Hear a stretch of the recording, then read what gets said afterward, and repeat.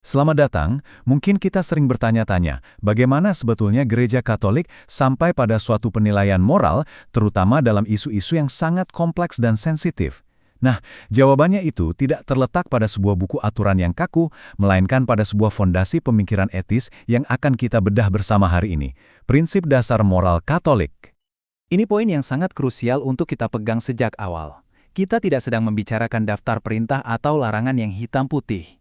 Anggaplah apa yang akan kita bahas ini sebagai sebuah kerangka berpikir, ya, sebuah fondasi konseptual yang menuntun kita dalam melakukan penilaian moral, khususnya dalam isu-isu rumit seputar kehidupan dan kesehatan manusia. Baik, alur pembahasan kita hari ini akan sangat terstruktur. Pertama, kita akan mulai dari fondasinya, apa itu kerangka moral Katolik.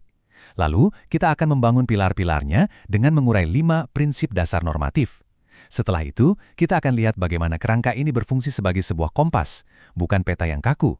Dan akhirnya, yang paling penting, kita akan membangun jembatan menuju tempat di mana keputusan moral yang sesungguhnya terjadi, yaitu hati nurani.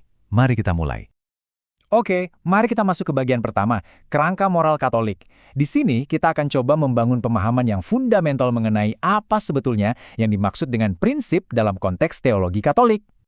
Jadi, apa itu prinsip moral? Ini bukan sekedar aturan yang lahir dari kesepakatan sosial. Dalam teologi moral, sebuah prinsip adalah dasar normatif, artinya sebuah standar untuk menilai, yang akarnya itu sangat dalam, wahyu Allah dan tradisi refleksi gereja selama berabad-abad. Dan fungsinya, ini yang perlu dicatat, bukan untuk mengekang, melainkan untuk menuntun, untuk mengarahkan tindakan kita agar sampai pada tujuan kebaikan yang sejati. Coba kita resapi sejenak kutipan dari Gaudium et Spes ini. Seringkali kan kita berpikir bahwa prinsip atau aturan itu membatasi kebebasan. Dokumen Konsili Vatikan II ini justru mengatakan sebaliknya. Prinsip moral itu tidak menghapus kebebasan, ia memberinya arah, memberinya tujuan. Tanpa arah, kebebasan bisa menjadi pilihan yang acak dan tak bermakna. Justru dengan prinsip inilah kebebasan menemukan makna sejatinya. Sekarang kita masuk ke jantung pembahasan kita. 5 prinsip dasar normatif. Anda bisa bayangkan kelima prinsip ini sebagai pilar-pilar yang kokoh yang menopang seluruh bangunan kerangka penilaian moral dalam tradisi Katolik. Inilah kelima pilar itu. Pertama, martabat manusia. Ini adalah titik tolak absolut.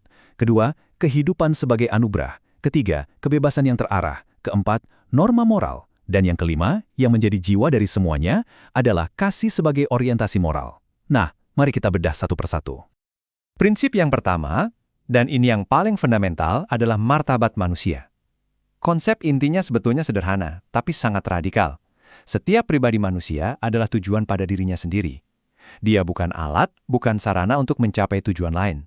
Tidak peduli seberapa mulia tujuan itu kelihatannya. Lalu, apa artinya ini secara praktis? Artinya, nilai setiap orang itu melekat pada dirinya, intrinsik, tidak tergantung pada fungsi atau kegunaannya. Jadi, seorang pasien dalam kondisi vegetatif permanen misalnya, memiliki martabat yang utuh dan sama persis dengan seorang ilmuwan peraih Nobel. Martabatnya tidak bisa diukur. Inilah yang menjadikan prinsip ini sebagai kriteria utama dan prasyarat mutlak dalam setiap refleksi etis. Prinsip kedua ini langsung terhubung dengan yang pertama. Kehidupan, dalam perspektif teologis, tidak dipandang sebagai milik absolut kita.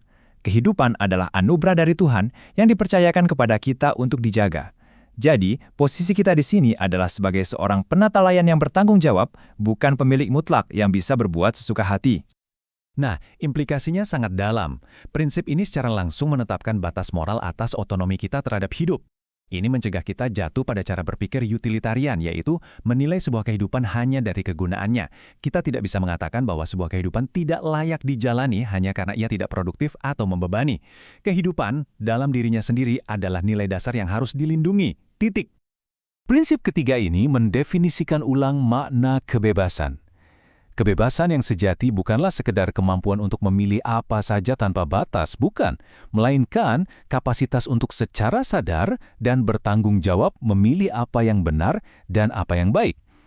Jadi ini adalah sebuah kebebasan yang punya orientasi, punya tujuan. Lalu, kalau kebebasan harus diarahkan, apa yang mengarahkannya? Disinilah prinsip keempat masuk, norma moral. Ia berfungsi sebagai pedoman objektif. Jangan bayangkan ini sebagai penjara bagi kebebasan, tapi bayangkan sebagai rambu-rambu lalu lintas yang justru membantu kebebasan agar tidak celaka, agar tetap berada di jalur yang selaras dengan martabat manusia dan kebaikan sejati. Dan akhirnya, pilar kelima yang menjadi puncak sekaligus pengikat semuanya, kasih, atau dalam bahasa teologisnya, caritas. Ini bukan sekedar satu kebajikan di antara yang lain. Kasih adalah jiwa yang memberi hidup, yang memberi makna pada keempat prinsip sebelumnya. Tanpa kasih, keempat prinsip lainnya bisa menjadi sekumpulan aturan yang dingin, kaku, bahkan tidak manusiawi. Baik, kita sudah memahami kelima pilar itu. Sekarang, mari kita lihat bagaimana mereka berfungsi bersama-sama. Ingat, ini bukan sekumpulan aturan yang terpisah, melainkan sebuah kompas moral yang terintegrasi. Tabel ini meringkas perbedaannya dengan sangat jelas. Prinsip itu memberi arah, sedangkan aturan memberi perintah. Prinsip itu menuntun kita untuk berefleksi, sementara aturan seringkali hanya menuntut kepatuhan. Prinsip mengarahkan kebebasan, aturan bisa jadi justru meniadakan refleksi. Singkatnya, prinsip adalah sebuah kompas normatif yang dinamis, bukan peta jalan yang statis dan kaku. Ini perbedaan yang sangat fundamental. Oke, sampai di sini kita telah berhasil membangun sebuah kerangka normatif yang kokoh. Tapi, ada satu pertanyaan besar yang tersisa. Pertanyaan yang mungkin paling penting. Bagaimana semua prinsip umum yang luhur ini bisa kita terapkan dalam situasi kehidupan nyata yang seringkali rumit dan abu-abu? Inilah jembatan kita menuju hati nurani. Ini dia pertanyaan kuncinya. Kita sudah punya kompas yang canggih. Tapi bagaimana cara kita membacanya di tengah badai? Di tengah situasi yang kompleks, penuh dilema, dan tidak ada jawaban yang mudah. Dan disinilah jawabannya.